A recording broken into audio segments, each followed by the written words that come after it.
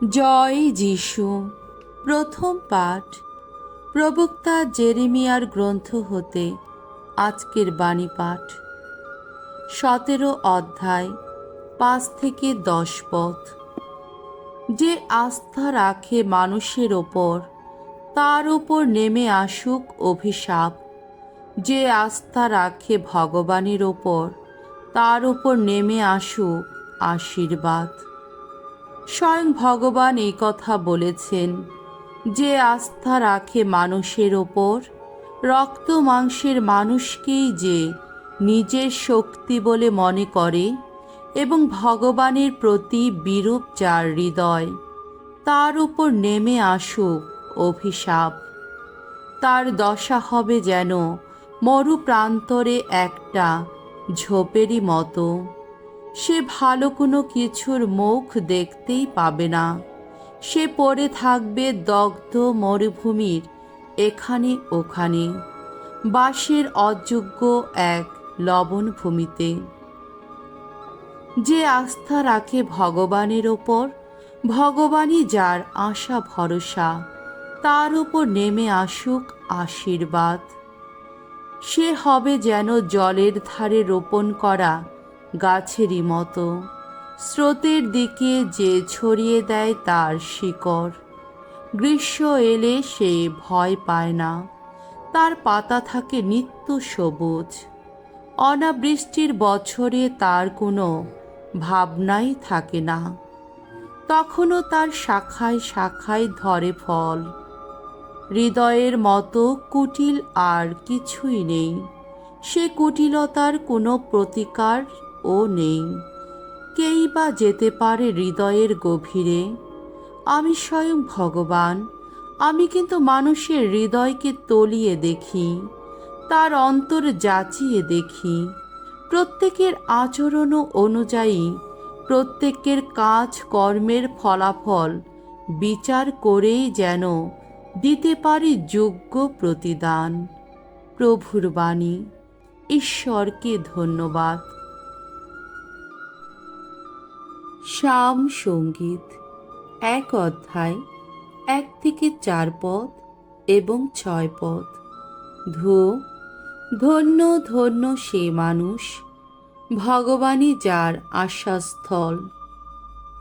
ধন্য সে মানুষ, দুর্জনের মন্ত্রণায় যে চলে না, পাপীর পথে যে পা বাড়ায় না, বসে না বিদ্রূপ স্বভাবী মানুষের সভায়।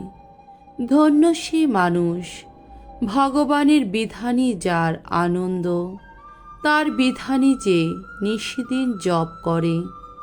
সে যেন জলস্রোতের তীরে রোপিত বৃক্ষেরই মতো, সময় হলে যা ফলে ভরে ওঠে, যার পাতা কখনো হয় না ম্লান। সে যা কিছু করে তাতেই সে সফলতা পায়। দুর্জনেরা কিন্তু তেমন নয়, না তেমন নয়, তারা যেন বাতাসে তাড়িত তোষ। ধার্মিকের পথের দিকে ভগবান সজাগ দৃষ্টি রাখেন, দুর্জনের পথ কিন্তু বিনাশের পথ। বাণী বন্দনা। প্রভু যীশু, শাশ্বত ঈশ্বরের অমেয় প্রজ্ঞা, ধন্য তুমি।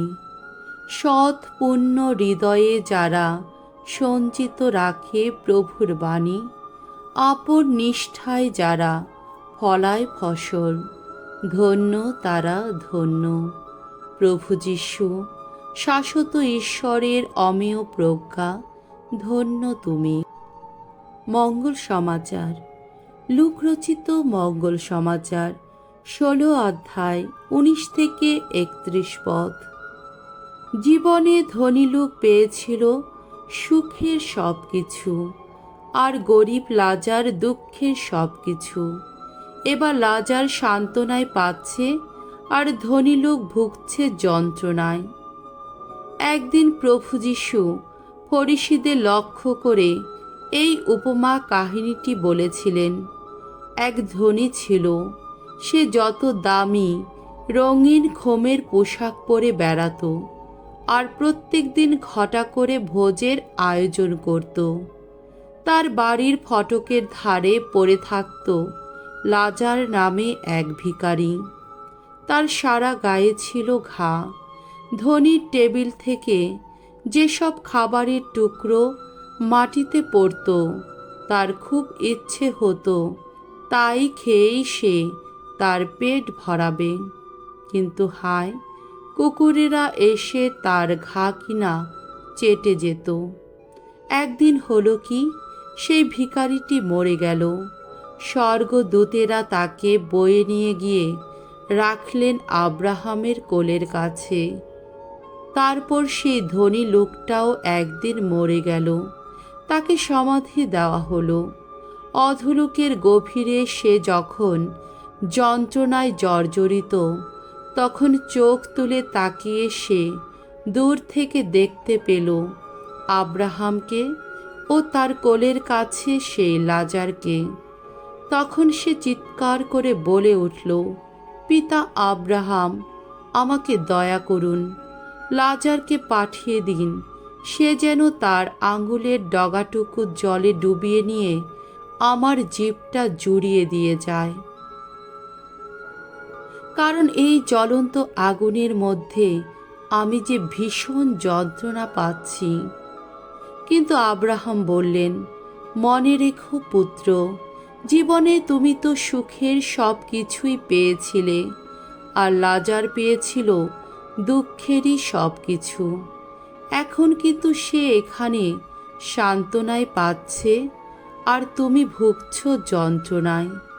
তাছাড়া আমাদের ও তোমাদের মধ্যে এক বিশাল গহ্বরের ব্যবধানও রাখা হয়েছে, যাতে কেউ যদি এখান থেকে পার হয়ে তোমাদের ওখানে যেতে চায়, সে যেন যেতে না পারে। তেমনি তোমাদের ওখান থেকেও যেন কেউ পার হয়ে আমাদের কাছে আসতে না পারে। ধনী লোকটি তখন বলল, তাহলে পিতা, আপনাকে আমি এই অনুরোধ করছি, আপনি লাজারকে আমার পিতৃগৃহে পাঠিয়ে দিন, কারণ সেখানে আমার 5 জন ভাই রয়েছে।